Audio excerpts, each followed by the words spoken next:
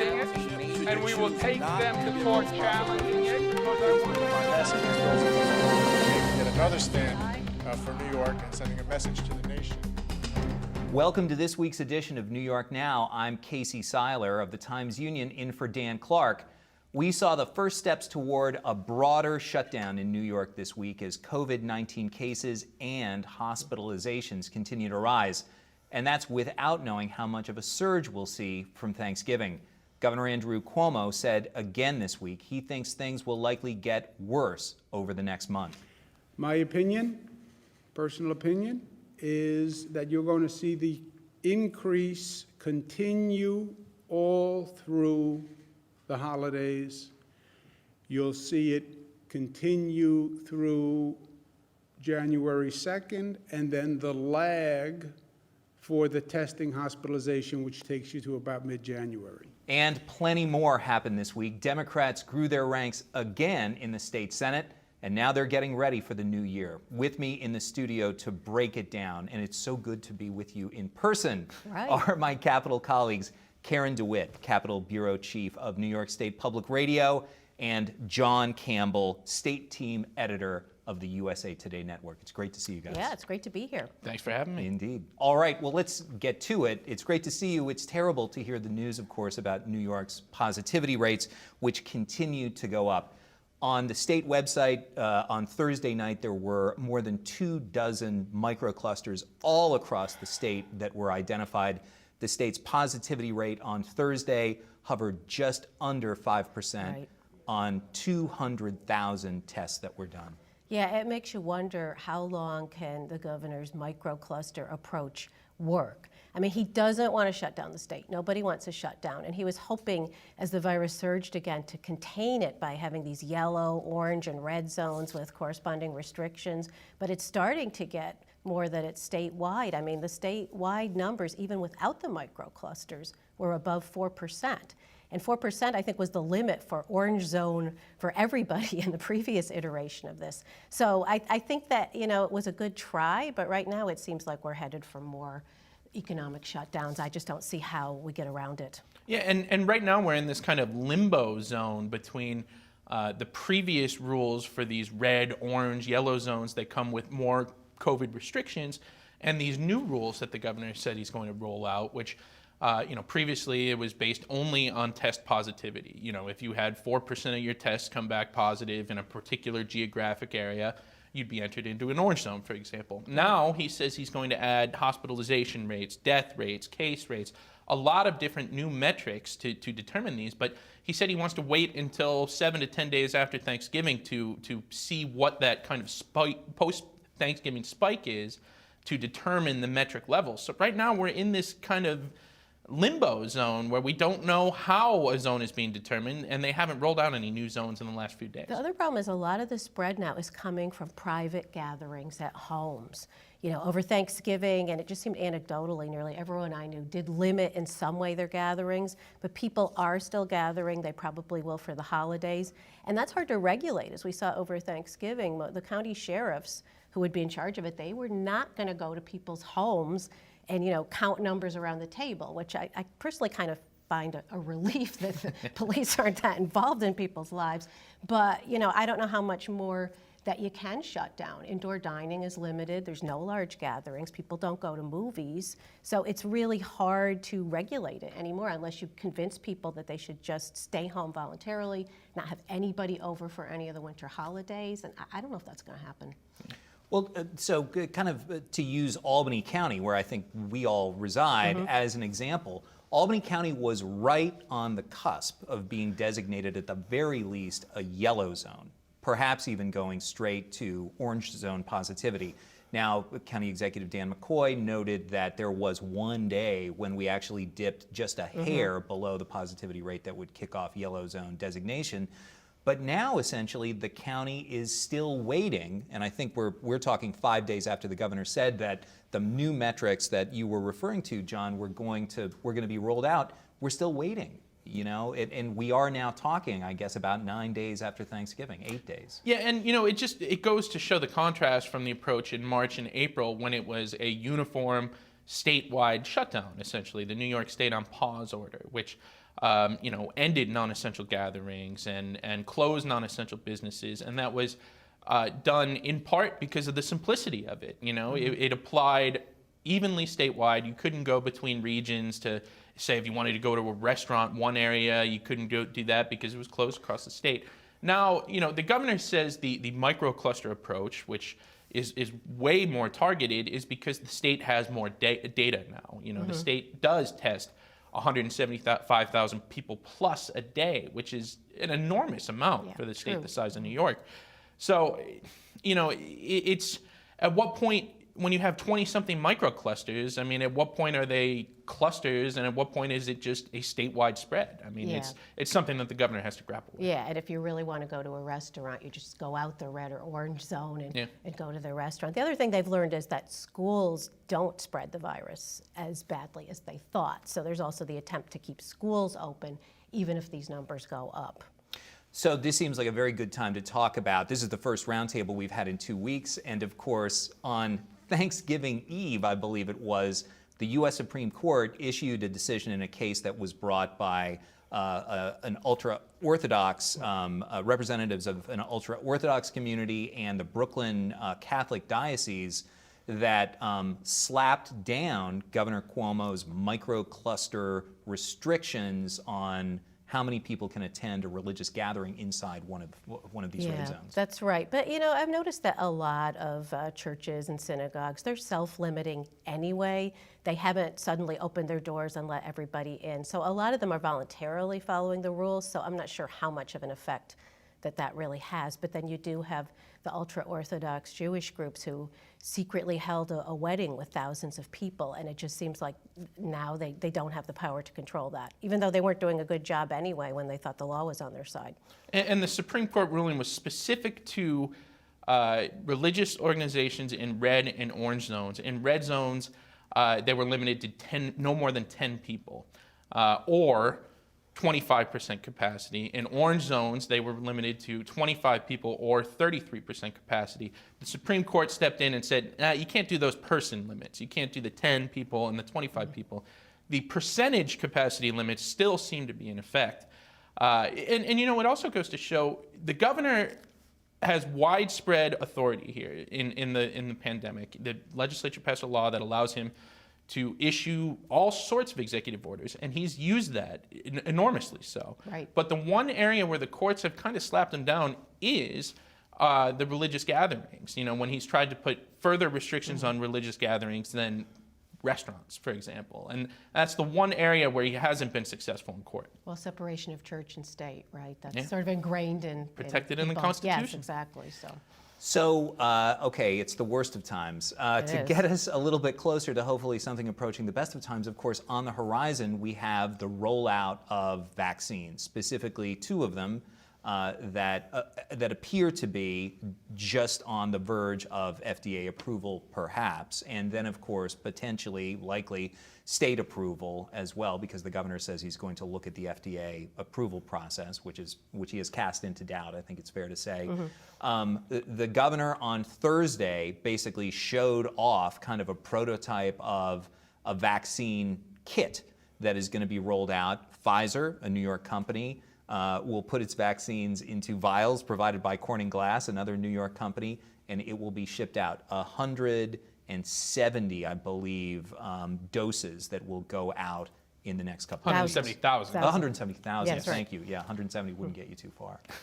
170,000 won't get you too far either. That's true, too. When you've got 19 million people in New York. What we did learn from the governor this week is that for that initial shipment of 170,000 vaccine doses from Pfizer, they intend on using that almost exclusively, if not entirely exclusively, for nursing homes and nursing home residents and nursing home staff. And that's significant in part because the governor has faced a lot of criticism for his handling of COVID-19 in nursing homes at the beginning of the pandemic. Now, he pushes back very forcefully and has defended his handling, but there was this controversial March order, where patients were sent back to nursing homes. It's been well covered at this point. And they still have withheld some information. We still Absolutely. don't know how many nursing home residents went to the hospital and died. And the state health commissioner, Dr. Howard Zucker, many, many months later keeps saying, well, we're still looking for that data. We just haven't, found all the numbers of that, and we can't tell you about that. So yeah, I think that you're right. I hadn't really thought about that. That yeah, the nursing homes are a priority for that reason, and it's good because they're the most vulnerable people. But I was a little surprised that there wasn't more emphasis on the frontline workers in the ICUs, in the emergency rooms, the healthcare workers working with COVID patients, that they wouldn't have equal weight. And it seems like the nursing homes are going to have slightly higher priority. Yeah, I mean, in the state's vaccination plan, the draft plan that they put out in October, that first priority was for highly vulnerable populations like nursing homes and frontline Yeah. healthcare workers. But when your first shipment's only 170,000 doses, you have to further prioritize. That said, the Greater New York Hospital Association, they did put out a statement saying, we're okay with this. We understand they're also a close ally of Governor Andrew Cuomo. Yeah, that's So right. first Pfizer doses, then Moderna, once again, pending FDA approval, will be coming in the next couple of weeks. Yeah, and we'll have several tranches of shipments over the course of December. The governor said they weren't entirely sure how many they'll get from Moderna, how many they'll get from Pfizer before the end of the month, but they do anticipate a second shipment of 170,000 from Pfizer for that second dose. You have to have two different doses of That's this right, vaccine. yeah. They anticipate that 2 weeks later. They anticipate the Moderna first shipment 2 weeks after December 15th. But it's going to take a long time for the critical mass of 75% to 85% of people to be vaccinated. It shows you how long it's going to be. And there's still a lot of questions about the distribution plan. As far as I know, it's still the chain pharmacies like CVS and Walgreens, which is great. They do a good job. But this fall, I was pretty diligent about getting my flu shot, and it was a little disruptive. You couldn't always find the right flu shot at the right pharmacy.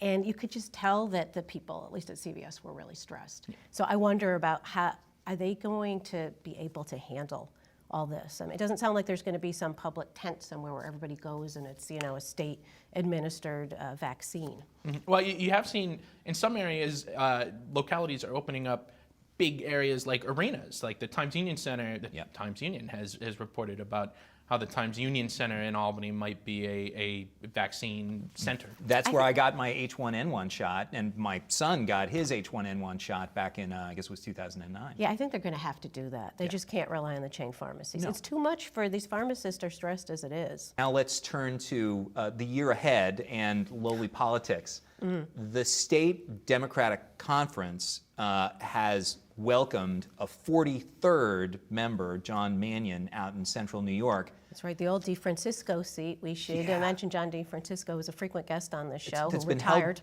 Held by Republicans for decades, I think, right? Probably a century. Yeah, it's remarkable, and it's a sign that they now have. Of course, you never want a bare majority. I guess it's not good to have a bare supermajority, if you're trying to overturn a veto, because if the governor peels, at least one person off, he can upset the apple cart. But it is a remarkable accomplishment for the Senate Democrats who on election night and perhaps even election day might have had worries about whether they were actually going to get to that supermajority. But as the weeks went by, I mean, the dominoes continued to fall. That's right. Although we did have a brief time when the Republican leaders were claiming victory and said that they were going to have 27 to 28 seats because the initial voting was the in-person voting, which this year more Republicans voted in person and more Democrats voted absentee. So as the absentee ballots counted up over the last few weeks, the Democrats just kept gaining and gaining, although the Republicans did flip one seat. Jen Metzger's seat in the Hudson Valley, Mike Martucci won that seat. But the Republicans, they're down to 20 seats, which is what they came into this election because some members had retired and hadn't even bothered to finish up the year. So the Democrats have strong majority, and it does change the balance of power because Governor Cuomo and all governors in New York have a ton of power when it comes to the budget. And this way, the legislature, if they disagree with something, both houses of the legislature could override any veto that he had of their legislation. Although I don't see that happening this year. Yeah, and you know, it's absolutely remarkable to look at just over the course of 2 election cycles how the makeup of the state Senate has changed. I mean, it was in Republican hands for most of the prior century. Yes, I know. And you know, now it is flipped from a Republican majority to a Democratic supermajority in 2 election cycles. I mean, that is a radical change.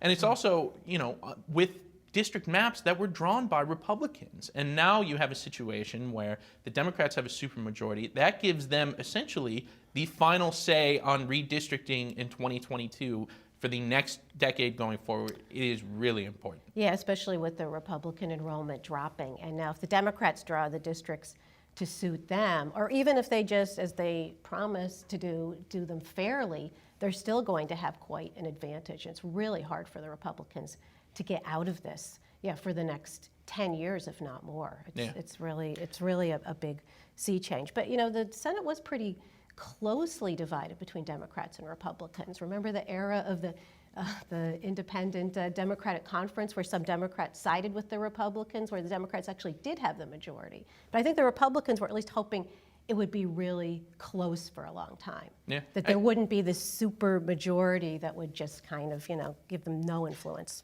whatsoever. So I want to dive for a little bit into the question of redistricting. Mm-hmm. There is, of course, a redistricting commission that was set up to look at this. That appears to be, as good government groups predicted, deadlocked over partisan issues. And also now the governor has not, or the governor's agencies have not even provided that commission with the funding it needs to basically hire up staff to do its work. Yeah, I have to admit, I was late to covering this issue. I don't know why I was dragging my feet on redistricting, maybe because it's so esoteric. It's a natural response That's right. to redistricting. But I decided this week that I would, virtually attend their meeting. And they met for about 22 minutes, and all they talked about was how the governor hadn't given them funding yet, and they seemed to be confused as to what they should do. Should they be bothering the governor's division of budget or the Department of State, and why there wasn't any money? And they said, I guess we'll write a letter. And so then I did, some Googling, as any diligent reporter does, right, the easy way, and I found an article by one of your reporters, Chris Bragg, back in September, where they were saying, we don't have any money, we better write a letter. So I thought, well, they aren't really going very far, are they? Letter, that'll do it. Yes, I know, right. That'll do it. So. Yeah, so it shows that I don't know why the governor's withholding the money for the legislature, because it was approved in the budget that they're supposed to have money to hire staff. And here we are. I mean, it's still early in the process. It's the end of 2020, but it just seems like he's trying to mess with them a little bit. Well, and listen, money is difficult everywhere right now for New York State, and I wouldn't be surprised if that had something to do with it, because the state is facing a multi-billion-dollar deficit. That said, it was approved, and it's important. It's something that needs to happen. Now, whether it can or will happen with this current constitutionally approved setup, it's a new setup for this redistricting commission that was approved by a constitutional amendment. That's right. It looks pretty gridlocked right now. Yeah, well, that's because there's 5 Republicans and 5 Democrats on it, right? What'd so, you expect to happen? Yeah, so they exactly. that was the other issue that they had. They were unable to decide on who should lead the group. So Based on the evidence of another Chris Bragg story, the governor has not had a hard time doing his own hiring of speechwriters within the executive chamber. But that's a right. subject for another Well, day. that's right. When they can find money, they can. Yes. They'll do it. So let us turn to Congress, where, unlike the supermajority races, counts are continuing in the Central New York race between Claudia Tenney and Anthony Brindisi. That is now before the court.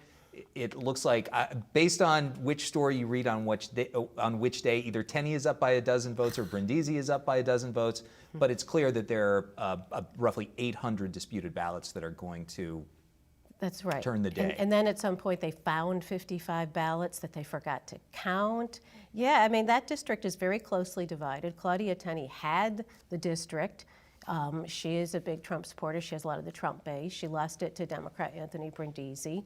And it just seems like they're going to have to do a complete recount, to be fair, because it is hard. It is going to be hard to tell who won if it's down to that few votes. And there's multiple counties involved with multiple different counts, and all the quality control varied from county to county. And when you're talking about a dozen votes, I mean, every single vote counts. Yeah. So, I mean, I Shows thought it it was does, kind right? of striking. On Thursday, the State Board of Elections certified elections, except for the 22nd district, which is, it's one. It is going to have a significant impact on the Democrats' majority in the House, and it is. I mean, listen, it is a difficult.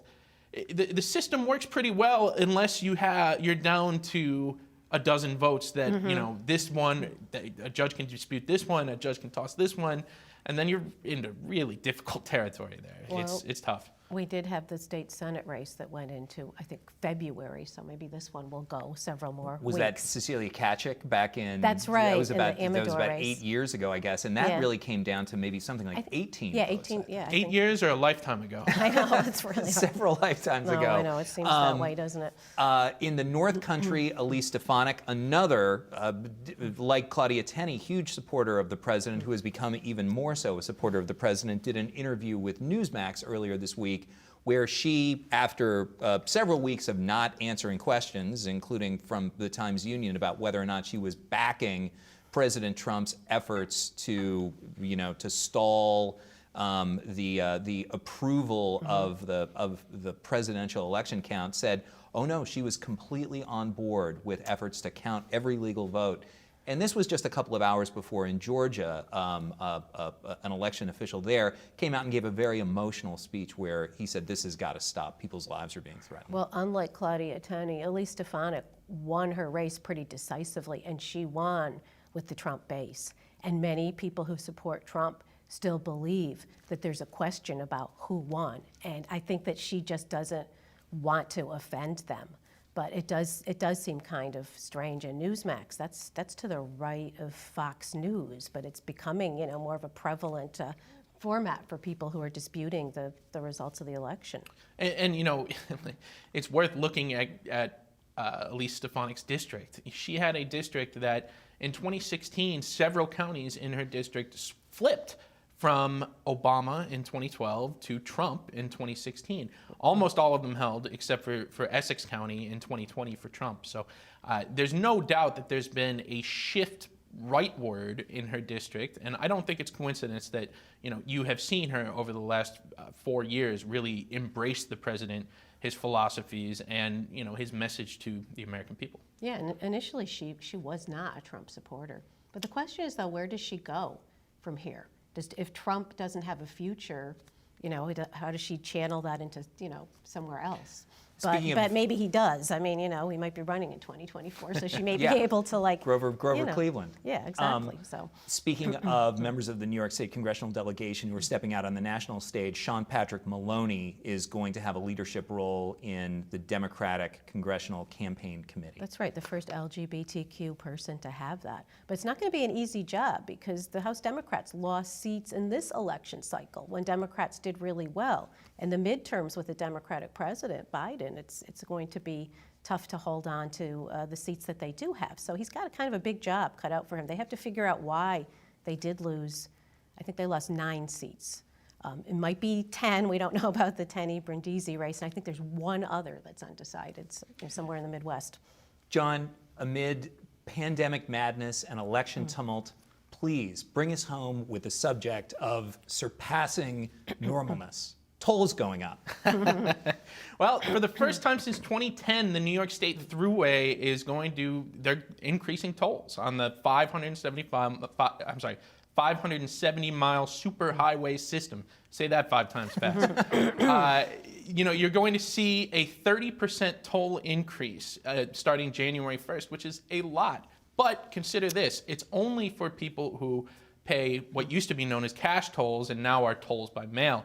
Because last month the entire thruway switched to a cashless tolling system where you either have your Easy Pass billed or you get a bill sent to your house. The people who are getting a bill sent to their house, they're going to have to pay 30% more on tolls plus a $2 surcharge on every monthly bill. And that's pretty significant. Part of that is to try to push more people into Easy Pass. So the Thruway Authority doesn't have to mail bills. That comes with a cost. That comes with a lag when they get the money. So they're trying to force as many people into Easy Pass as they can. If you get an Easy Pass, your tolls stay flat. Yeah, that went over with very little public opposition. I think between the pandemic and the elections, they were able to kind of slip that through. We saw a couple of senators, Jim Tedisco, Republican of Schenectady, David Carlucci of the Hudson Valley, whose district spans the Mario M. Cuomo Bridge, where there's tolls there. But otherwise, you didn't really hear that much about any pushback from that. So they've kind of slipped that through, I think, successfully. Well, and the Cuomo Bridge toll is going up as well, too. Yeah. Yes, in that's a 2021, big deal. 22, right, yeah. All right, well, that's where we're going to have to leave it. Thanks Right. very much to Karen DeWitt of New York State Public Radio and John Campbell of the USA Today Network. I mean it when I say it is great to see you guys, albeit socially distanced. Right. Well, that's it. We'll catch you back here next week. But until then, visit our website for daily coverage. That's nynow.org. Head there every day for updates from the state capitol and around the state. And follow us on Twitter, Facebook, and Instagram.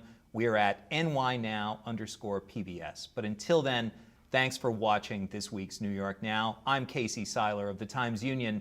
Have a great week. Stay safe and be well.